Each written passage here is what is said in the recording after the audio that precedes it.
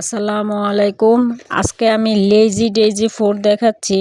এই ফোরটা সিঙ্গেল একটা চেইন ফোর, এটাকে লেজি ডেজি ফোর বলে। আমরা মূলত চেইন ফোরগুলি এক টানে দিয়ে থাকি, একটার পর একটা দিয়ে থাকি, কিন্তু সিঙ্গেল যে চেইন ফোরটা এটাই লেজি ডেজি। তো এই ফোরটা দিয়ে অনেক সুন্দর জিনিস করা যায়, অনেক কিছুই করা যায়।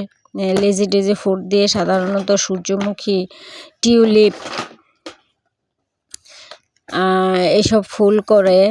তো এই ফুলটা পাতা হিসেবেও অনেক সময় ছোট ছোট কাজে পাতা হিসেবেও অনেক সময় ব্যবহার করা যায়।